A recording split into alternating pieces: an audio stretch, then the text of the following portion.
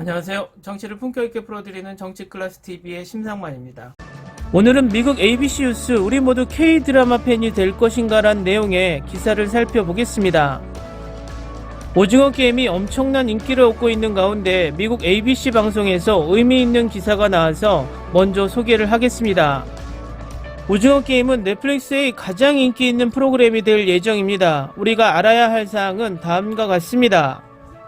불과 2주 전에 출시된 한국 시리즈 오징어 게임은 이미 전 세계를 강타했습니다. 놀랍게도 호주를 포함해 90개국의 넷플릭스에서 1위를 기록했습니다. 넷플릭스의 공동 CEO인 테드 사란도스는 이번 주 로스앤젤레스에서 열린 한 컨퍼런스에서 이 드라마가 분명히 스트리밍 플랫폼의 세계 최대 프로그램이 될 것이라고 말했습니다. 그는 9일밖에 안 됐는데 우리 역사상 가장 큰 드라마가 될 아주 좋은 기회다라고 덧붙였습니다. 그렇다면 오징어 게임은 무엇입니까? 그리고 다른 한국 드라마 또한 중독성 강한 마약이 될까요? 이 글에는 약간의 스포일러가 포함되어 있습니다. 오징어 게임이란 빚을 지고 있는 사람들이 거액의 상금을 타기 위해 외딴섬의 고액 서바이벌 게임에 뛰어드는 이야기를 그린 9부작 시리즈입니다. 오징어 게임의 주인공 송기우는 도박 중독 자금을 마련하기 위해 어머니의 물건을 훔치고 딸의 생일 선물을 살 형편이 안 되는 빚쟁이로 고군분투하는 모습을 이정재가 연기합니다. 게임은 456명의 경쟁자들로 시작되며 믿을 수 없을 정도로 간단한 6개의 어린이 게임에서 한 명을 제외하고 모두 제거됩니다. 그 한 사람이 456억 원, 즉 5,300만 달러가 넘는 상금을 받게 됩니다. 오징어 게임은 일본 고어 스릴러 배틀로얄부터 행거게임 시리즈 및 넷플릭스 오리지널 아리스 앤 보더랜드에 이르기까지 모든 것과 비교되었습니다.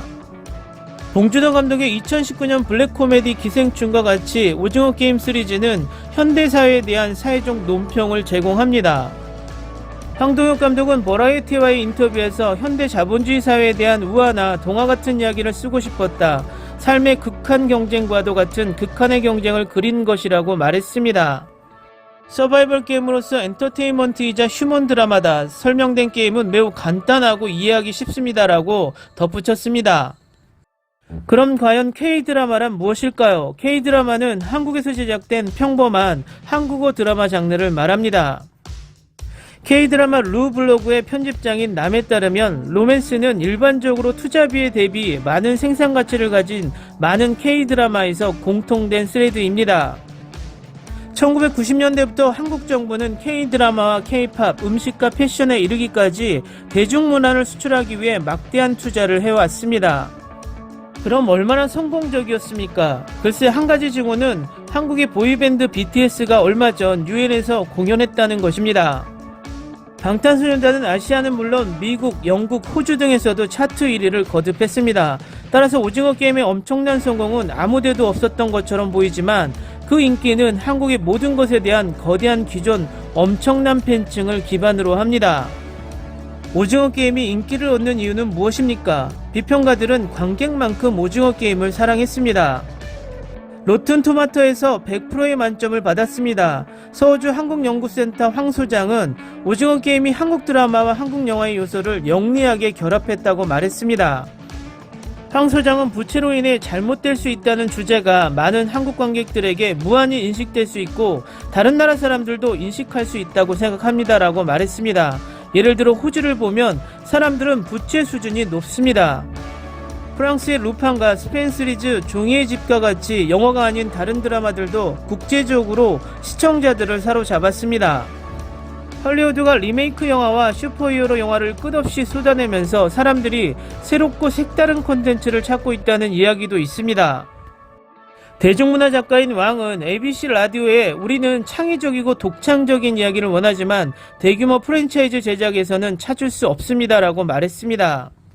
우리는 이를 제공하기 위해 넷플릭스와 같은 스트리머를 찾고 있으며 넷플릭스는 전 세계의 현지 프로덕션에서 그런 종류의 콘텐츠를 찾고 있습니다. 왕은 2016년 넷플릭스에서 볼 것이 부족하여 순정의 반하다라는 드라마를 보기 시작하면서 K-드라마에 처음 입문했습니다. 그녀는 당시 호주에서 다른 K-드라마를 찾기 어려웠지만 이후 넷플릭스에서 한국 콘텐츠의 양이 폭발적으로 늘었다고 말합니다. 넷플릭스는 분명히 그 수요를 충족시켰습니다. 우리 모두 K-드라마 팬이 될 것인가? 방대한 K-드라마 콘텐츠 라이브러리를 보유하고 있는 넷플릭스는 한국의 소프트파워 추진에 확실히 도움이 되고 있습니다. 회사는 2021년 초 올해 한국 콘텐츠에 5억 달러를 지출할 것이라고 밝혔습니다. 넷플릭스 대변인은 ABC에 한국에서 더 많이 나올 것이라고 말했습니다. 한국은 우리의 가장 큰 콘텐츠 시장 중 하나입니다라고 그들은 말합니다. 사랑의 시작은 북한에 갇힌 한국 여성이 북한 장교와 사랑에 빠지는 내용을 다룬 시리즈로 해외에서 또 하나의 큰 성공을 거뒀습니다. 그러나 인기 있는 K-드라마의 대부분은 오징어 게임과 톤이 매우 다릅니다. 황 소장은 그들은 종종 모든 것이 결국 잘 되는 예측 가능한 이야기 구조를 가진 순수한 도피라고 말했습니다. 성적인 내용이나 노골적인 내용의 부족은 K-드라마가 이미 큰 사업을 하고 있는 아시아와 라틴 아메리카의 사회적으로 보수적인 청중에게 어필하는 이유로 종종 설명됩니다. 그러나 왕은 오징어 게임의 거대한 세트, 의상 및 음악이 다른 청중의 한국 콘텐츠에 대한 관심을 높일 것이라고 생각합니다. 그녀는 너무 무서워서 그 경기를 오랫동안 기억하게 될 것이라고 말하며 한국 문화를 좀 더 탐구하고 싶게 만든다고 덧붙였습니다. 그럼 오징어 게임의 다음은? 오징어 게임의 결말은 분명히 두 번째 시즌을 준비하고 있으며 속편에 대한 많은 잡담이 있습니다. 하지만 황동혁 감독이 2008년부터 오징어 게임을 쓰기 시작했기 때문에 시즌2가 나오기까지는 시간이 좀 걸릴 수 있다. 그는 버라이어티의 인터뷰에서 오징어 게임 2에 대해 뚜렷한 계획이 없습니다라고 말했습니다. 만약 저라면 절대 혼자 하지 않을 겁니다. 작가실을 이용하는 것도 고려하고 경험 많은 감독들을 많이 원할 겁니다 라고 말합니다. 그 전에 우리는 제공되는 다른 한국 TV와 영화의 풍부함을 흡수해야 할 수도 있습니다. 기사 잘 보셨나요? 우리는 이미 기생충과 부산행, 킹덤의 위력을 본 적이 있습니다. 앞선 작품들 덕분에 한국의 콘텐츠들이 많은 대중으로부터 선택을 받았습니다. 또 더 과거로 가면 대장금, 주몽, 겨울연가 때문에 아시아를 얻었습니다.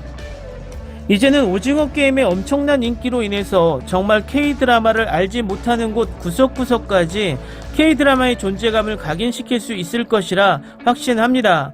K-드라마의 강점은 엄청난 양의 뛰어난 작품들이 이미 존재하며 앞으로 나오는 가능성 있는 작품들이 많다는 것입니다.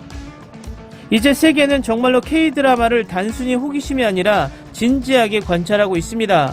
우리의 문화가 정말 단단해진다는 느낌을 받습니다. 이것이야말로 국뽕이 차오를 수밖에 없는 현재입니다. 오늘은 여기까지 하겠습니다. 오늘도 생활 속 거리두기 꼭 실천합시다.